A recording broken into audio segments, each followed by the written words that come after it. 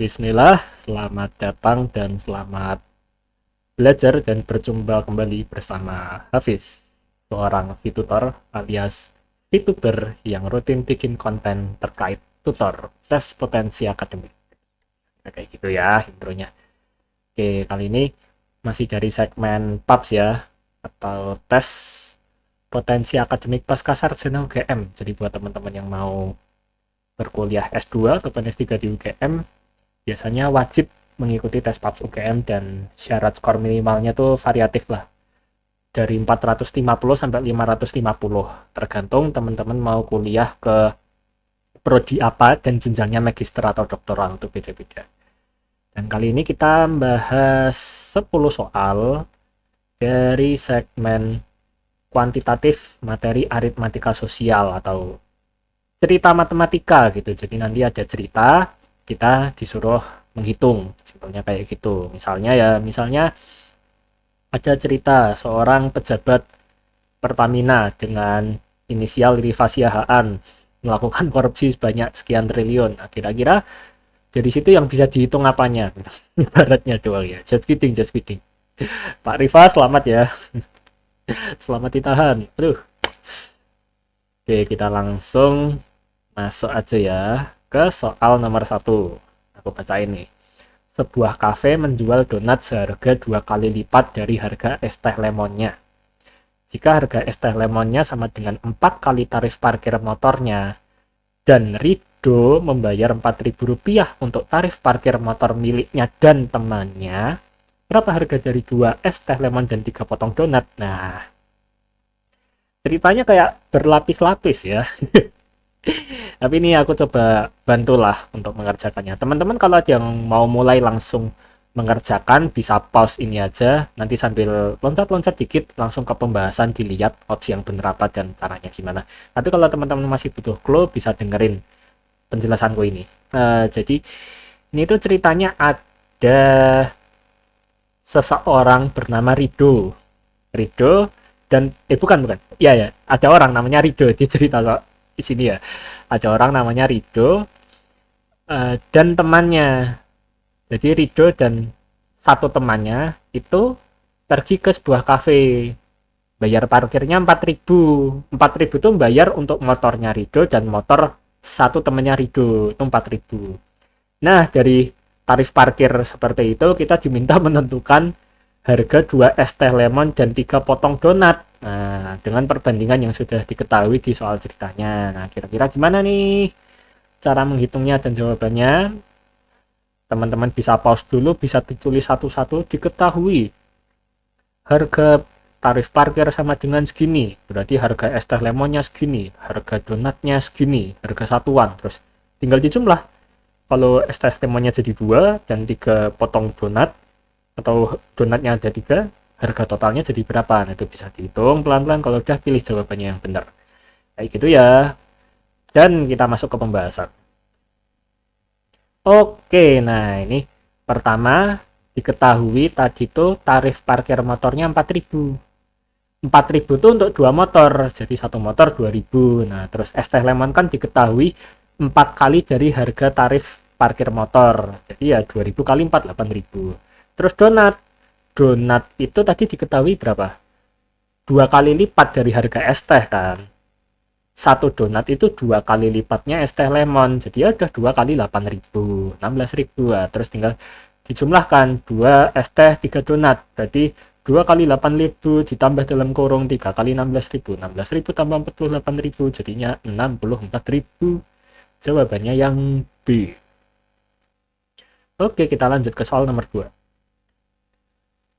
Soal nomor 2, aku bantu bacakan ya.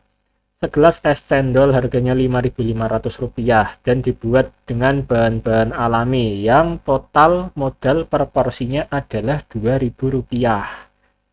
Bowo membeli dan meminum 3 cendol yang dibelinya. Lalu takjub atas kelezatannya sehingga ingin menjadi reseller cendol tersebut. Berapa total cendol yang harus Bowo jual dalam sebulan jika ingin mendapat laba harian Rp50.000 dengan harga jual Rp6.000 per gelas? Nah, ini lagi-lagi ya. Ceritanya tuh kayak panjang banget gitu, tapi yang ditanyain apa gitu kan. Seperti biasa ya, dicatat satu-satu dulu. Di sini tuh yang diketahui apa sih? Data-data yang diketahui dan itu berkaitan dengan pertanyaannya gitu. Catat terus dijumlah, jumlah kali dan seterusnya dihitung sampai nanti ketemu. Kayak gitu ya, dihitung pelan-pelan. Bisa di pause dulu, nggak usah keburu-buru. Tapi kalau udah ya nanti bisa teman-teman cek kira-kira jawabannya apa dan pembahasannya gimana. Oke? Kalau teman-teman udah ngitung sampai selesai dan nemu jawabannya, kita masuk ke pembahasan. Nah, jadi ini kan tadi ditanya berapa total cendol yang harus bawa jual dalam sebulan. Nah, gitu.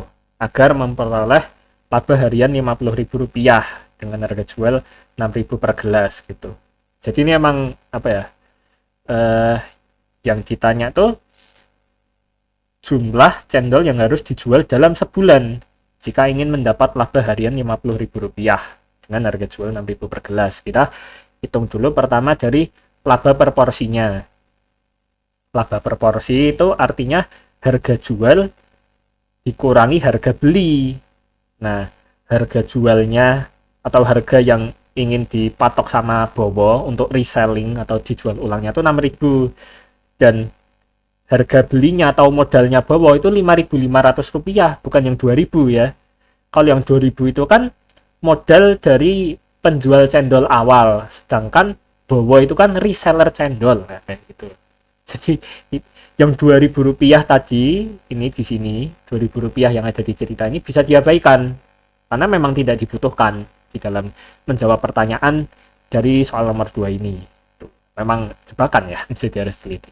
Nah, pertama dihitung laba per porsinya dapat Rp500.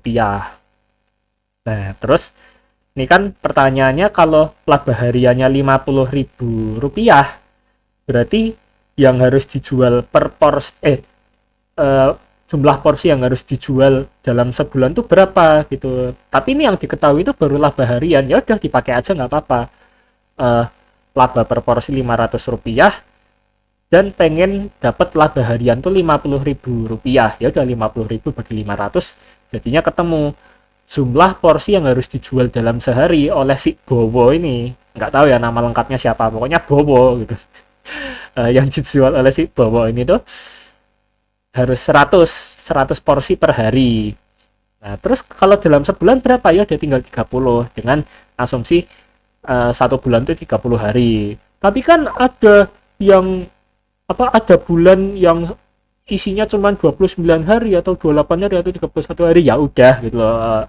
So what? Ini kan kita berbicara terkait matematika sosial secara general dan patokan dasarnya itu ya satu bulan 30 hari, meskipun benar juga pada realitanya ada hari-hari yang lebih spesifik gitu, tapi kita pukul rata aja lah, satu bulan 30 hari.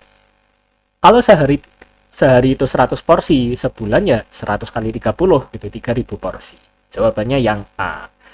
Kalau ada yang dirasa kurang jelas bisa ditanyakan atau bahkan dikomplain di kolom komentar, oke? Tapi kalau udah jelas semua, kita lanjut ke soal nomor 3. Oke, soal nomor 3 aku bantu bacakan. Diketahui rute Bekasi-Jogja bisa ditempuh selama 7 jam 36 menit dengan kereta dan 1 jam 2 menit dengan pesawat gitu. Jadi Bekasi-Jogja menurut soal cerita ini kalau pakai kereta tuh durasinya 7 jam 36 menit.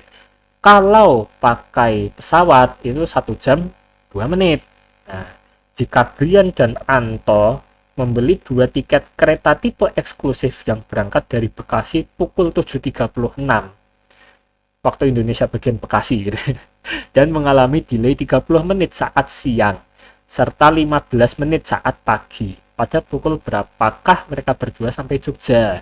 Jadi ini udah diketahui ada waktu keberangkatan, ada durasi perjalanan, dan ada delay. Nah, kira-kira kayak gitu. Dengan diketahui hal-hal tersebut, kira-kira waktu sampainya itu pukul berapa kayak gitu. Bisa dihitung pelan-pelan, dijumlahkan, dan diapa-apain terserah. Dia ketemu dengan logika yang oke. Kalau udah masuk ke pembahasan.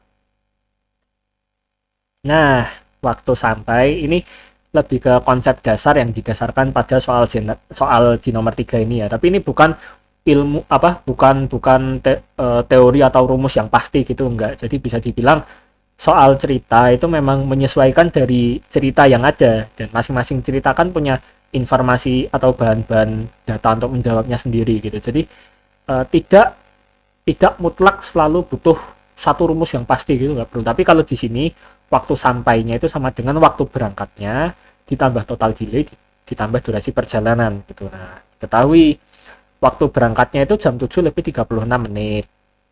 Itu waktu berangkat. Terus delaynya kan 15 menit di pagi hari, 30 menit di siang hari. Jadi total ada delay itu 45 menit. Itu bisa kita jumlahkan dulu. Karena delay itu kan membuat sampainya jadi tambah lama. Delay itu kan artinya penundaan gitu, tertunda.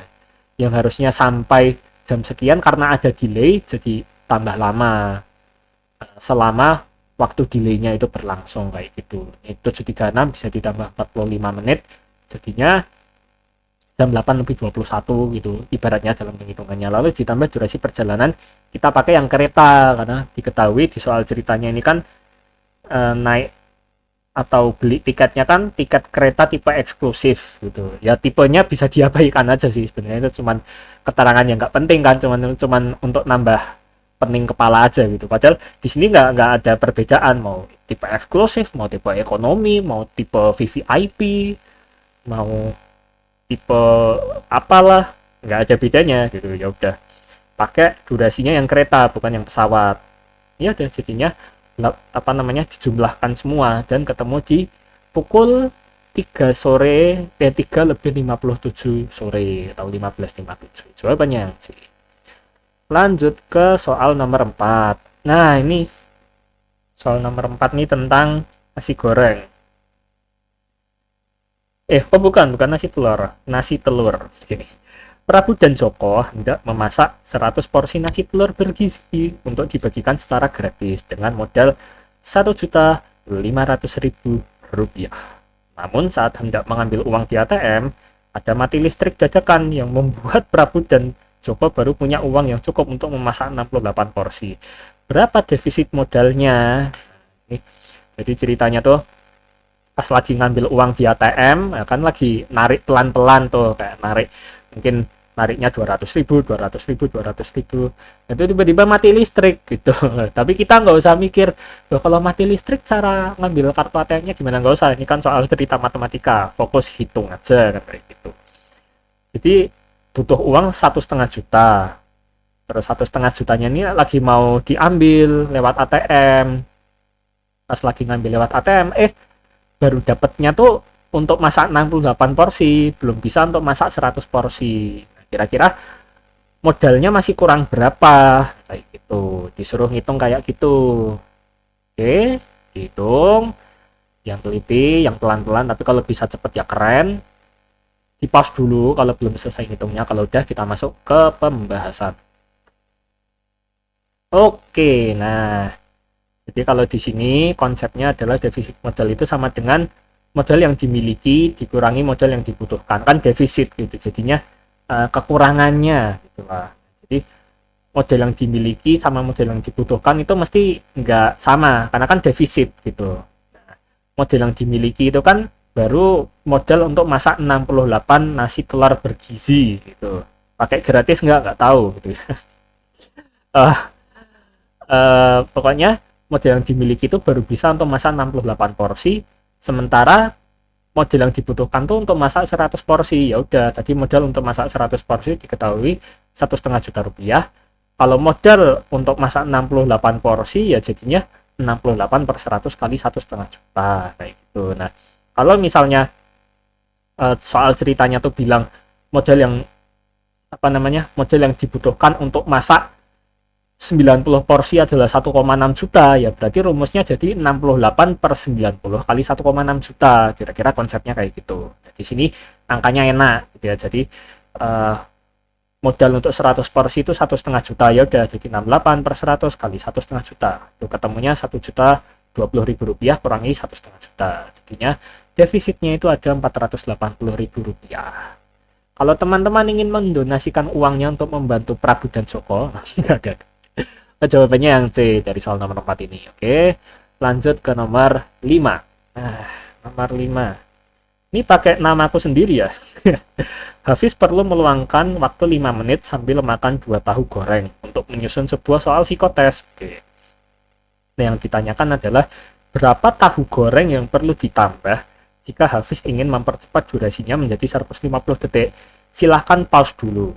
Terutama untuk yang sudah paham sama konsep soalnya ini bisa pause dulu. Tapi kalau yang belum paham, oke, ini aku bocorin dikit. Ini konsepnya bukan pakai perbandingan senilai, tapi perbandingan terbalik. Wah, maksudnya apa gitu? Oke, jadi logikanya gini. Misalnya, ini kan tertulis meluangkan waktu 5 menit sambil makan 2 tahu goreng untuk menyusun sebuah soal psikotes. Artinya kan ini tahu goreng tuh, tahu goreng nih bikin si Hafiz bisa menyelesaikan menyelesaikan pekerjaannya selama 5 menit gitu kan. Jadi kalau makan 2 tahu goreng, tugasnya tuh selesai dalam waktu 5 menit gitu. Nah, ini kan makan tahu ini kan kayak mood booster gitu kan. Nah, dan logika simpelnya ya di sini, semakin banyak tahu yang dimakan ya berarti tugasnya semakin cepat selesai gitu. Wah, kalau tahu gorengnya ditambah tugasnya tambah cepat selesai kan, logikanya kayak gitu. Bukan yang kalau tahu gorengnya ditambah malah tambah lama, karena kan tahunya ini kan kayak mood booster gitu ya ibaratnya kalau di sini. Nah, otomatis kita ketahui kalau tahu gorengnya ditambah, otomatis durasinya berkurang, jadi tambah cepat kan kayak gitu. Nah, jadinya nih konsep soalnya ini adalah perbandingan terbalik, bukan perbandingan senilai. Kalau perbandingan senilai itu misalnya apa ya? Perbandingan senilai itu misalnya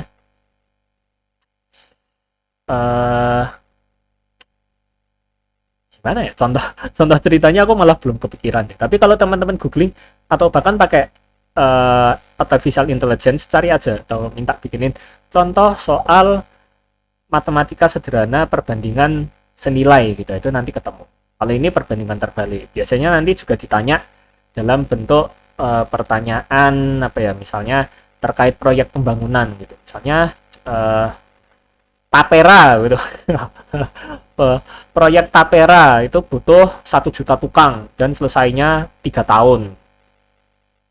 Misalnya kayak gitu, proyek pembangunan rumah, tukangnya berapa, durasinya berapa, itu model cerita yang paling sering keluar dari perbandingan terbalik itu kayak gitu. Tapi nggak terbatas di itu ya, ceritanya tuh bisa bebas apa aja gitu. Yang penting teman-teman coba analisis dengan logika sederhana ini, kalau ini berubah, perubahannya tuh jadinya gimana. Kalau misalnya di cerita ini tahu gorengnya ditambah ya berarti tambah cepat. Kalau tambah cepat durasinya tambah sebentar gitu. Nah, ini yang ditanyakan berapa tahu goreng yang perlu ditambah jika durasinya mau dipercepat jadi 150 detik. Jadi detiknya ini perlu dikonversi ke menit juga ya, agar lebih simpel ngitungnya. Kalau udah, kita masuk ke pembahasannya.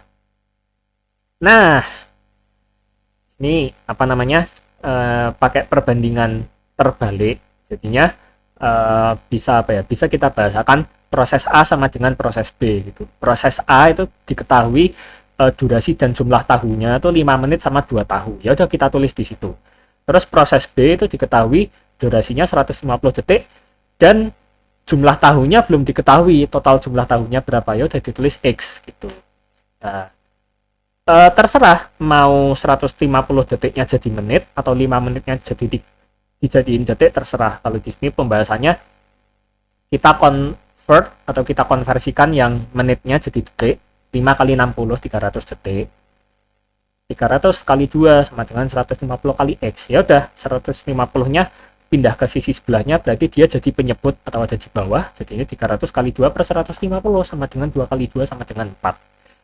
Nah, yang ditanyakan itu kan tahu yang perlu ditambah, bukan total tahunya. Jadi ya yang perlu ditambah itu ya 4 kurangi 2, karena 4 itu total tahu yang dibutuhkan pada proses B. Tapi kalau di proses A total tahu awalnya tuh 2, ya udah 4 kurangi 2 gitu. Jawabannya yang E. Lanjut ke soal nomor 6.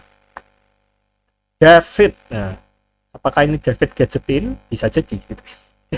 David tinggal di Jakarta dan punya smartphone bekas seharga Rp2.455.000 yang ingin dijual ulang separuh harganya.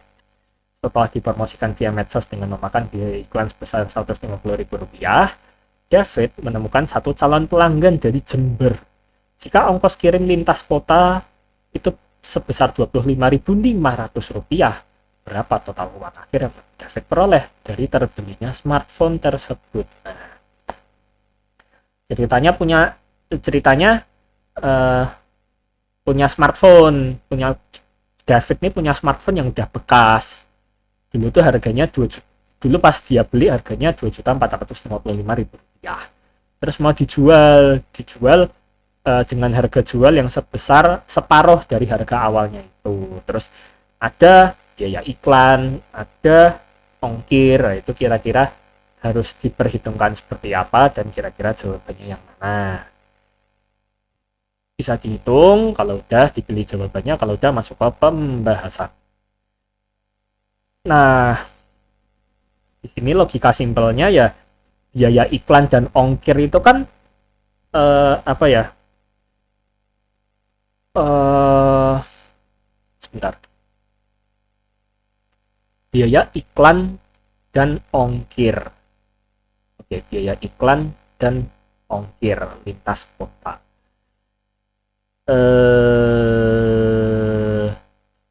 Sebentar. Ini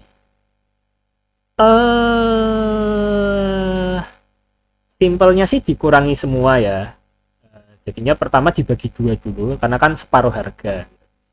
Bagi dua, terus memang ongkirnya ini ditanggung sama penjual. Agak aneh ya soalnya ini. Biasanya ongkir ditanggung pembeli, kali ini ongkir ditanggung penjual. Tapi kan ya masih bisa-bisa aja gitu ya. Karena kalau kita mau nyoba apa namanya kalau ongkir lintas kotanya nggak kita hitung, nggak ketemu. Jadi yang lebih ketemu ya yang B gitu. Jadi apa namanya, pertama harga 2.400.000 sekiannya itu dibagi dua dulu, terus dikurangi biaya iklan, terus dikurangi lagi biaya ongkir, karena biaya iklan itu keluarnya dari penjual. Dan di sini apa namanya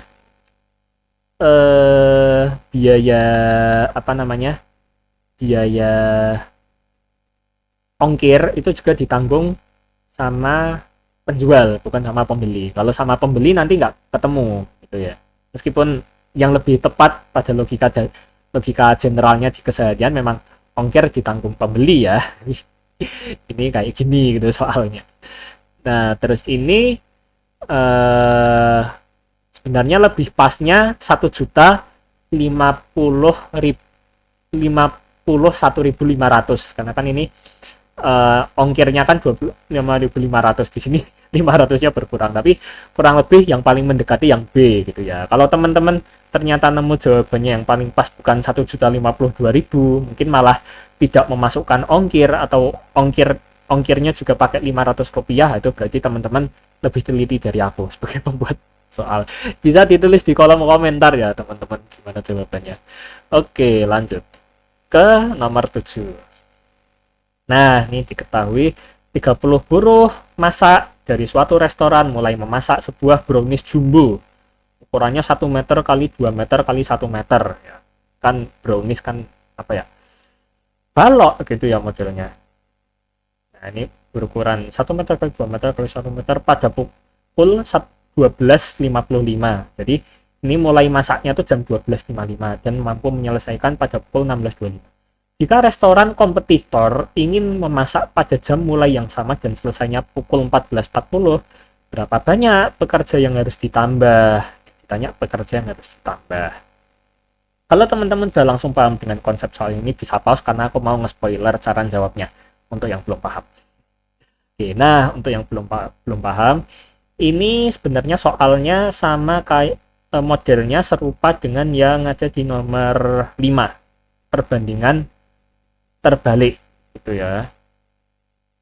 Jadi udah diketahui kalau buruh masaknya segini, jam awalnya segini dan jam selesainya jam segini. Itu artinya ada durasinya tuh. Kan ini jam mulainya itu pukul 12.55, selesainya pukul 16.25. Artinya ini ada durasi masaknya. Nah, dengan memakai 30 buruh masak, durasi masaknya tuh sekian gitu. Itu dihitung berdasar jam mulai dan jam selesainya. Nah, terus ini restoran kompetitor tuh pengen masak dengan jam mulai yang sama, tapi jam selesainya tuh lebih awal. Nah, itu artinya durasinya bagaimana dan jumlah buruh masaknya harus gimana. Itu silahkan teman-teman hitung ya. Kalau udah kita masuk ke pembahasan. Oke, inilah pembahasannya. Jadi ini di pembahasan perhitungannya udah langsung masuk ke perbandingan terbaliknya ya. Jadi ketahui 30 buruh masak itu masaknya mulai dari pukul 12.55 sampai 16.25 ya. Berarti kalau mau tahu durasinya tinggal dikurangi aja. 16.25 dikurangi 12.55 itu ketemunya 3 jam 30 menit. Itu sama itu proses A. Proses dari restoran A itu 30 buruh masak dan durasinya 3 jam 30 menit. Nah, sementara restoran kompetitor itu belum tahu nih buruh masaknya tuh harus berapa gitu. Tapi pengen masak dengan jam mulai yang sama tapi jam selesainya lebih cepat. Artinya kan durasinya lebih singkat kan kayak gitu. Nah, ini diketahui pengen selesainya tuh di pukul 14.40. Jadi ya udah durasinya tuh berarti 14.40 dikurangi 12.55. Ketemulah 1 jam 45 menit. Nah, terus ini biar enak di-convert semua jadi satuan menit gitu. Meskipun kalau mau pakai satuan jam ya juga bisa gitu ya. 1 jam 45 menit itu berarti 1,75 gitu. Kalau 3 jam 30 menit itu ya 3,5 gitu. Bisa aja. Tapi kalau di pembahasan ini pakainya konversi ke menit gitu. Jadinya 30 kali 210 sama dengan X kali 105. Terus 105-nya dipindah ke sisi sebelahnya biar persamaannya langsung berbentuk X sama dengan gitu. Kalau pindah ke sebelah, dia yang awalnya di atas, ya, yang awalnya posisinya pembilang, jadi penyebut di bawah, jadinya 30 kali 210 per 105. Itu bisa disederhanakan. 210 dibagi 105 itu 2. Jadinya 30 kali 2 itu 60. Tapi yang ditanyakan itu bukan total buruh masa yang dibutuhkan, tapi pekerja yang harus ditambah. Jadinya ya udah 60 dikurangi 30 sama dengan 30 gitu. Lanjut ke soal nomor 8. Nah, ini kok pakai nama Riva ya? Dan kok jualan bensin ya? Ya udahlah, namanya juga cerita kan. Ini hanya fiksi semata, kecuali ada realitanya di dunia nyata. Oke, skip. Sehari-hari Riva menjual sebuah bensin yang harga awalnya Rp10.000 dengan keuntungan 25%. Jadi Riva ini reseller bensin gitu ya. Reseller bensin. Beli dari Pertamina atau dari Shell, nggak tahu ya, pokoknya dari SPBU. Beli bensin. Pas beli bensin tuh bensinnya 10.000. Nah, terus pengen dijual ulang dengan keuntungan 25%. Lalu ditanyakan jika Riva ingin membeli Huawei Mate X6 atau Huawei Mate ya. Huawei Mate 6 seharga X6 seharga Rp26 juta dalam jangka waktu 5/6 tahun dari sekarang, berapa liter bensin yang harus berhasil dijualnya? Itu kan pertanyaannya kayak gitu. Jadi si Riva ini pengen beli HP harganya Rp26 juta dan dia pengen membeli HP-nya ini dalam waktu 5/6 tahun dari sekarang. Kira-kira jumlah bensin yang harus berhasil dijual itu berapa sih? Bisa dihitung. Ini soalnya sedikit tricky dan buat teman-teman yang mungkin masih awam sama aritmatika sosial bakal ngerasa sebel ya dengan soal ini. Kita langsung masuk ke pembahasan aja ya. Silahkan pause dulu kalau masih ngitung. Kalau udah kita masuk ke pembahasan. Nah, jadi fun fact, tadi ada data 5/6 tahun. Itu sebenarnya kan secara logika nggak penting. Karena yang ditanyakan itu cuman berapa liter bensin yang harus berhasil dijual. Pertanyaannya bisa teman-teman garis bawahi ya. Berapa liter bensin yang harus berhasil dijual? Ya udah, itu kan nggak ada harus berhasil dijual dalam waktu, itu kan nggak ada. Kayak gitu ya sebenarnya. Jadi mau si Riva ini mau beli HP-nya tuh dalam waktu 10 bulan dari sekarang, karena kan 5/6 itu kan sama dengan 10/12 kan kayak gitu. Ya setahun kan 12 bulan, jadi kalau 5/6 sama dengan 10/12 ya langsung aja 10 bulan kan kayak gitu sebenarnya. Tapi mau si Riva ini target bisa beli HP-nya dalam waktu 10 bulan, 1 bulan, atau bahkan 1 hari, itu kan tidak mengubah total target minimal bensin yang harus berhasil dijualnya gitu. Dan ketemunya nih di sini 10.400 liter. Jadi uh, mau si Riva target bisa beli HP-nya dalam waktu sebulan, 2 bulan, 10 bulan, ya pokoknya yang harus berhasil dijual itu ya 10 juta 4 harus yang harus berhasil dijual itu ya 10.400 liter gitu. Nah, itu ya. Perkara 10.400 liternya itu berhasil dicapai dalam waktu 9 bulan 29 hari atau bahkan dalam waktu 10 bulan 1 hari, telat 1 hari, ya terserah gitu. Jebakan logikanya ada di situ. Nah, jumlah bensin yang harus dijual sama dengan total target keuntungan per laba satuannya. Laba satuan itu ya laba per liternya berapa kan gitu. Nah, diketahui laba per liternya itu kan pengennya 25.000 dan harga awalnya itu kan 10.000. Jadi si Riva ini pengen dapat laba tuh 2.500 rupiah dari 1 liter yang dia resell atau dia jual ulang. Jadi harga harga apa ya, harga resellnya tuh 12.500 rupiah. Tapi ya itu lebih ke fun fact aja, karena ini kalau pakai konsep simpelnya ya langsung aja, berarti total target keuntungan dibagi laba per liternya kan 26 juta itu total laba yang pengen dia kejar. Lalu diketahui kalau laba per liternya itu 2.500 rupiah. Nah, kan total laba per liter itu 2.500 rupiah. Kalau labanya 26 juta itu kira-kira berapa liter gitu. Itu sama aja kayak 2.500 per liter.